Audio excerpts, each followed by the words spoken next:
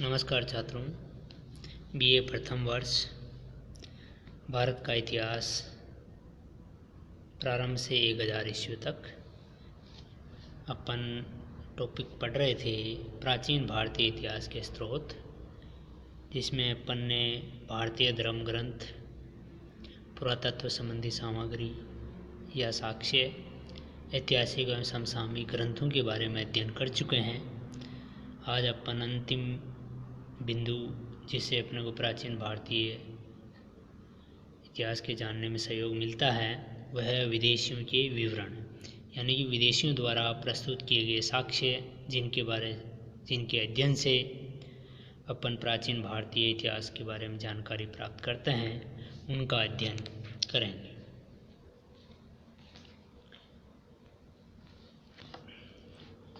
विदेशियों के विवरण। प्राचीन भारत के इतिहास की रचना में विदेशी लेखकों के विवरण उनके ग्रंथों से भी महत्वपूर्ण सहयोग अपने को मिलता है। उसमें अपन सबसे पहले यूनानी लेखक के बारे में अध्ययन करते हैं। भारत के संबंध में ऐतिहासिक जानकारी प्राप्त करने का यूनानी विद्वानों का प्रयास 6वीं शताब्दी ईसा पूर्व से निरंतर बना रहा। यूनानी लेखकों में अपन देखते हैं स्काइलैक्स फारस के सम्राट दारा का एक यूनानी सैनिक था, जिसे सम्राट दारा ने सिंधु प्रदेश की जानकारी प्राप्त करने के लिए भेजा था। इस स्काइलैक्स ने सिंधु घाटी के बारे में लिखा था। उसके बाद अपन देखते हैं हेरोडोटस को इतिहास का जन्मदाता माना जाता है। हेरोडोटस ने हिस्टोरिका नामक ग्रंथ लिखा था, जिसमें पश्चिमोत्तर भारत की जातियों का उल्लेख किया गया है, परंतु उसका विवरण सुनी सुनाई बातों पर निर्भर है होने के कारण प्रामाणिक नहीं माना जा सकता है। फिर भी भारत के विषय में हेरोडोटस ने इसमें जानकारी दी है और हेरोडोटस को इतिहास का जन्मदाता माना जाता है। अब अपन देखते हैं नियारकस। सिकंदर की सेना के साथ बहुत से लेखक और विद्वान भारत आए थे, जिनमें नियारकस भी प्रमुख है।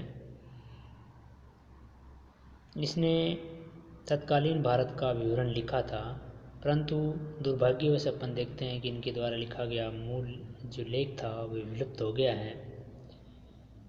नियारकस सिकंदर के जहाजी बेड़े का सेनापति था। उसके लेखों के अवशेष स्ट्रेबो एरियन के ग्रंथों में सुरक्षित हैं।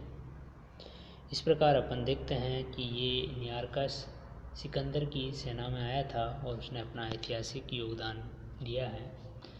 उसके बाद अपन देखते हैं मेगस्थनीज, जिसने इंडिका नामक ग्रंथ लिखा था।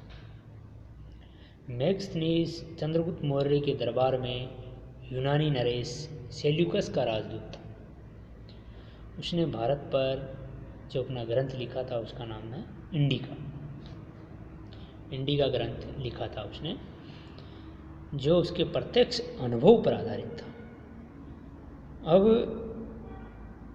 ये भी एक दुर्भाग्य मानते हैं कि ये ग्रंथ वर्तमान के अंदर विलुप्त हो गया है, परंतु परवर्ती लेखकों ने इस ग्रंथ के अनेक अंश उद्धरण के रूप में अपने अपने ग्रंथों में सुरक्षित रखे हैं।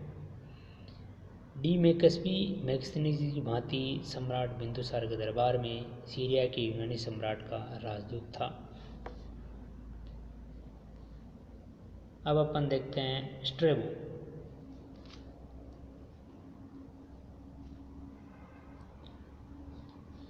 स्ट्रेबो एक आलोचनात्मक इतिहासकार था। उसने समस्त पूर्ववर्ती ग्रंथों का अध्ययन, देश विदेश की अपनी यात्रा करने के बाद ग्रंथ लिखा था। उसका नाम है भूगोल, जियोग्राफी। इसमें उसने भारत की तात्कालिक समय की सामाजिक, धार्मिक, आर्थिक और राजनीतिक अवस्थाओं का विशद विवरण दिया है। भारत के बारे में इस ग्रंथ से अनेक बातें अपन को मालूम होती हैं। अब अपन देखते हैं प्लिनी। प्लिनी ने प्राकृतिक इतिहास नामक एक ग्रंथ लिखा है जिसमें भारत का विवरण दिया गया है। जो भारत के बारे में जानकारी अपने को उपलब्ध होती है। एक यूनानी लेखक और भी है, एरियन, जिसने सिकंदर का आक्रमण नामक एक ग्रंथ लिखा था जिसमें सिकंदर ने भारत पर किस तरह आक्रमण करने से पूर्व अपनी तैयारी की है उसके बारे में लिखा है। एक बहुत ही अच्छा ग्रंथ है ये, पेरिप्लस ऑफ एरिथ्रियन सी। इसका लेखक कौन है अभी तक कुछ भी ज्ञात नहीं है, लेकिन ये बहुत ही भारतीय यानी विशेष तौर से प्राचीन भारत का इतिहास देने में बहुत ही उपयोगी ग्रंथ है। इससे भारत के भूगोल, व्यापार के बारे में अच्छी जानकारी अपने को मिलती है। अब अपन देखते हैं चीनी लेखक।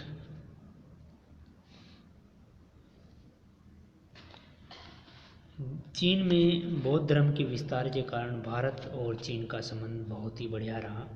धर्म संबंध स्थापित होने पर केवल भारतीय लोग ही चीन में नहीं गए, अपितु अनेक चीनी बौद्ध धर्म का साहित्य, संस्कृति का अध्ययन करने, बौद्ध तीर्थों के दर्शन करने भारत भी आते रहे हैं।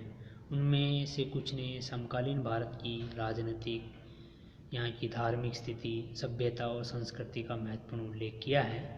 उनमें अपन सोमाचीन, फायान और ह्वेनसांग का अध्ययन करेंगे।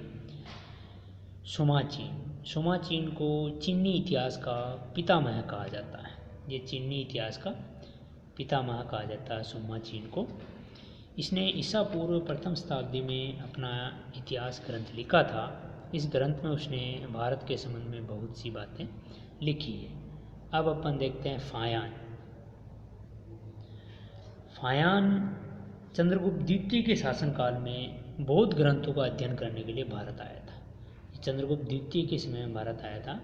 अपने भारत प्रवास यानी कि लगभग भारत में 15-16 वर्ष रहा था और इस काल में उसने भारत के विभिन्न क्षेत्रों का भ्रमण किया और अपने यात्रा वृत्तांत लिखा। यद्यपि उसने अपने यात्रा विवरण में देश की धार्मिक अवस्था, विशेष तौर से बौद्ध धर्म पर बहुत ही प्रकाश डाला, परंतु फिर भी इनके ग्रंथ से अपन को सामाजिक एवं सांस्कृतिक जानकारियाँ मिलती है। अब अपन देखते हैं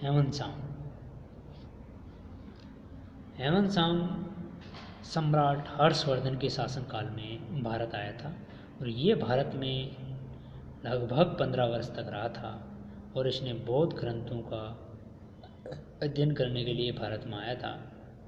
स्वदेश पहुंचने के बाद उसने भी अपने भारत प्रवास के अनुभवों को लेखनबद्ध किया। प्राचीन भारतीय इतिहास का अध्ययन करने के लिए ह्वेनसांग का यात्रा विवरण बड़े महत्व रखता है। हर्षवर्धन कालीन भारत का तो यह एक प्रत्यक्षदर्शी विवरण अपन को उपलब्ध करवाता है। अब हम देखते हैं तिब्बती लेखक। यूनानी और चीनी लेखकों की भांति तिब्बती भी बौद्ध धर्म के उपासक थे। सबसे प्रमुख जो तिब्बती लेखक था वह लामा तारानाथ। लामा तारानाथ के 2 ग्रंथ हैं, कंगयूर और तंगयूर। ये लामा तारानाथ के 2 प्रमुख ग्रंथ हैं। इन दोनों ग्रंथों में भारत संबंधी विवरण उपलब्ध हैं, परंतु उसका विवरण धार्मिक पक्षपात एवं अविश्वसनीय तथ्यों से भरा पड़ा है। इसको पढ़ते समय विशेष रूप से ध्यान रखना होता है। अब अपन देखते हैं अरब लेखक। अरब लेखकों में सबसे प्रमुख आता है सुलेमान ने अल सिलातु तवारिक नामक ग्रंथ लिखा था। इसका विवरण हालांकि सुनी सुनाई बातों पर आश्रित है, फिर भी इसके से अपने को भारत के अनेक स्थानों और नगरों का विवरण मिलता है। दूसरा अरब लेखक है अल मसूदी। इसने मरूजुल जहन नामक ग्रंथ की रचना की।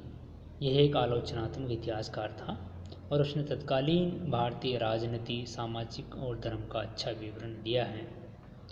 तो इस प्रकार अपन देखते हैं कि प्राचीन भारतीय इतिहास की जानकारी के विभिन्न साधन उपलब्ध हैं।